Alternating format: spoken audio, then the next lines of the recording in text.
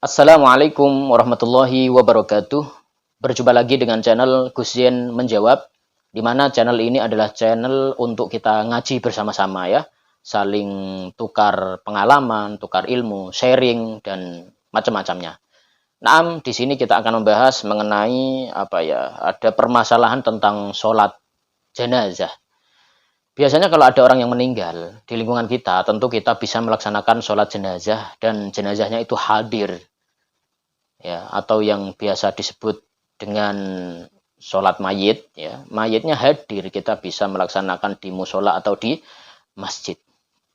Lalu seandainya itu dilakukan dengan secara sholat goib ya, tidak hadir di majelis mayit, maksudnya itu dia sholat ya, sholat jenazah tapi tidak di depan jenazah, padahal di lingkungan itu jenazahnya masih satu wilayah lah dengan orang yang melaksanakan sholat.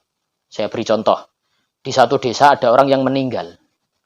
Seharusnya kan kita datang untuk sholat di situ ya, di hadapan jenazah itu atau jenazah yang hadir, kita sholat, namanya sholat jenazah. Bagaimana kalau kita tidak sholat di depan jenazah tersebut, akan tetapi melaksanakan sholat goib, sekalipun itu di dalam satu daerah, itu diperbolehkan atau tidak? Nah, maka di sini akan kita kutip di kitab I'anatul Thalibin juz 2, tepat pada Sohifah 133. Menurut Imam Ibnu Hajar ya, itu tidak diperbolehkan. Ya, selama jenazah itu masih di lingkungan kita, satu balad, ya, satu desa lah, satu desa, itu tidak diperbolehkan menurut Al-Imam Ibnu Hajar. Sedangkan menurut sebagian ulama yang lain itu diperbolehkan dengan catatan memang ada manik, ada kesulitan untuk mendatangi majelis mayit tersebut atau tempat di mana mayit tersebut disolati.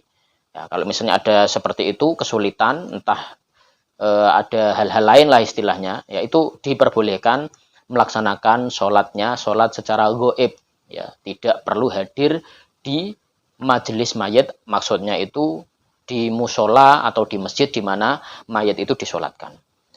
Dalilnya begini, la tasihu as-sholatu ala mayyitin ghaibin an majlisi man yuridu as-sholata alaihi wa huwa hadirun fil baladi wa in kaburat al-baladu litayassuri hudurihi wa syabbahuhu bil qada'i ala man bil baladi ma'imkani hudurihi ila qol walau kharijas suri lam tasihha. Jadi kalau cenderung kepada pendapat ini tentu saja tidak diperbolehkan menurut Al-Imam Ibnu Hajar. Sementara di dalam kitab yang lain kita bisa meninjau juga wa tamada fit tuhfati annahu la yusalli ala man bil baladi wa in kaburat wa adara bi nahwi maradin au habashin.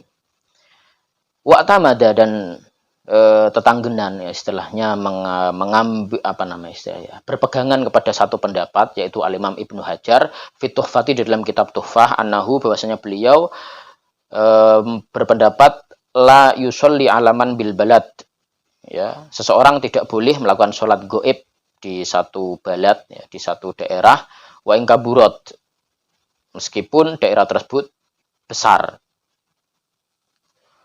wa adzara binahwi maradin au habasin,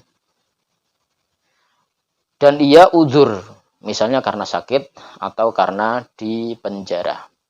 Walhasil di sini saya simpulkan bahwasanya ada dua kaul yang menyatakan sholat ghaib untuk mayit yang sebenarnya hadir itu ada dua, yaitu pertama adalah tidak diperbolehkan, yang kedua diperbolehkan. Demikian, mudah-mudahan ini memberikan pencerahan. Assalamualaikum warahmatullahi wabarakatuh.